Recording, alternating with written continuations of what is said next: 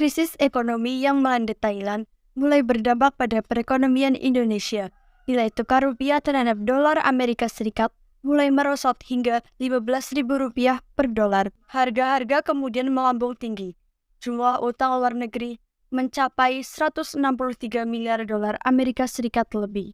Pengangguran dan kemiskinan penduduk meningkat tajam.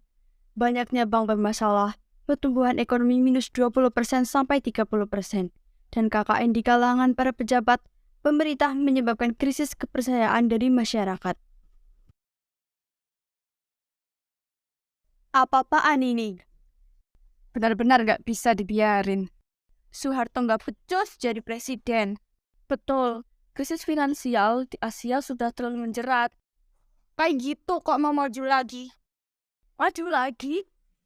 Periode 98 sampai 2003? Iya, ketum Golkar yang umumin.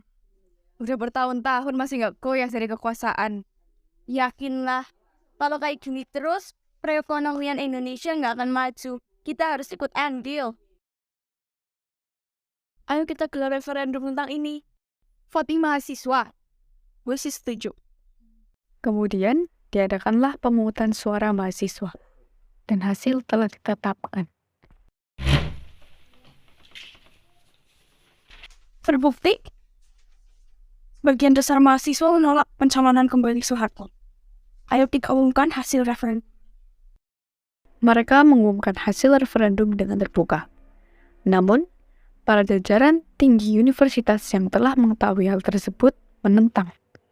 Aparat dan kepolisian turut bertindak. Mereka pulang dengan sedikit amarah tertahan.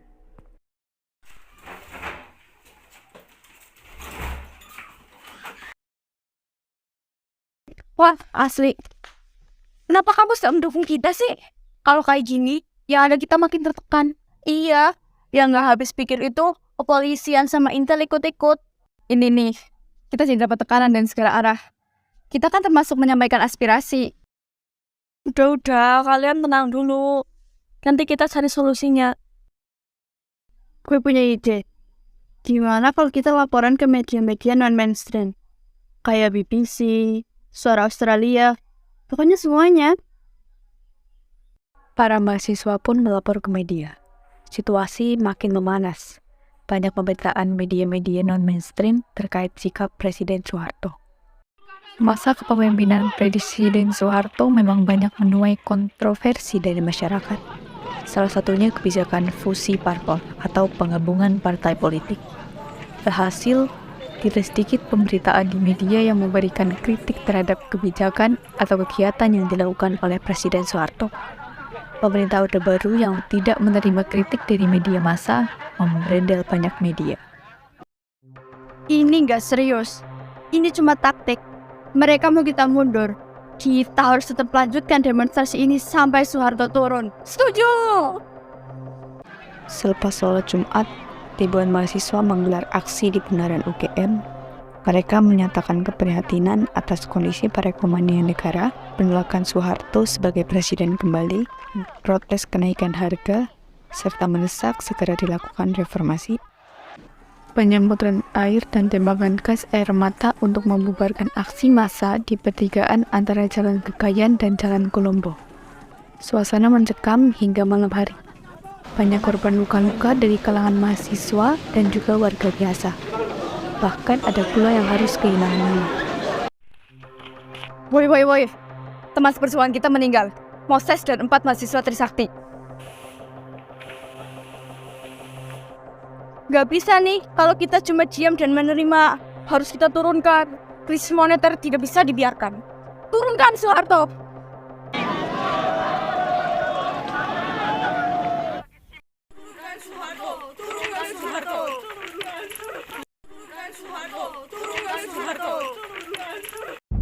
Sejak beberapa waktu terakhir, saya mengikuti dengan cermat perkembangan situasi nasional kita, terutama aspirasi rakyat untuk mengadakan reformasi di segala bidang kehidupan berbangsa dan bernegara.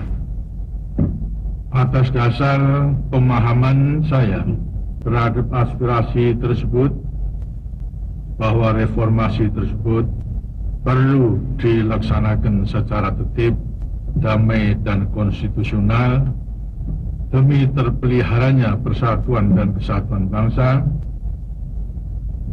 serta kelangsungan pembangunan nasional. Namun demikian, kenyataan hingga hari ini menunjukkan komite reformasi tersebut tidak dapat terwujud karena tidak adanya tanggapan yang memadai terhadap rencana pembentukan komite tersebut. Dengan memperhatikan keadaan di atas, saya berpendapat sangat sulit bagi saya untuk dapat menjalankan tugas pemerintah negara dan pembangunan dengan baik. Oleh karena itu, dengan memperhatikan ketentuan pasal 8 Undang-Undang Dasar 1945,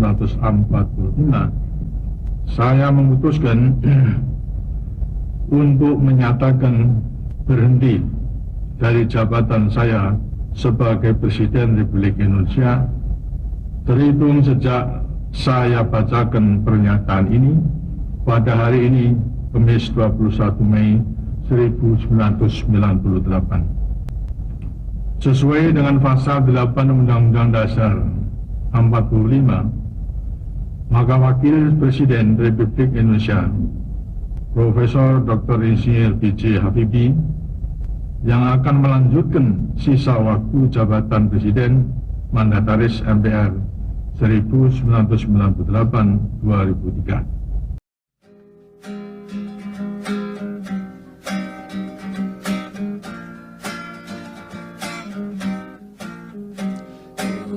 Tani mahasiswa rakyat miskin kota, bersatu padu rebut demokrasi, gegap gempita dalam satu suara demi tugas suci yang mulia.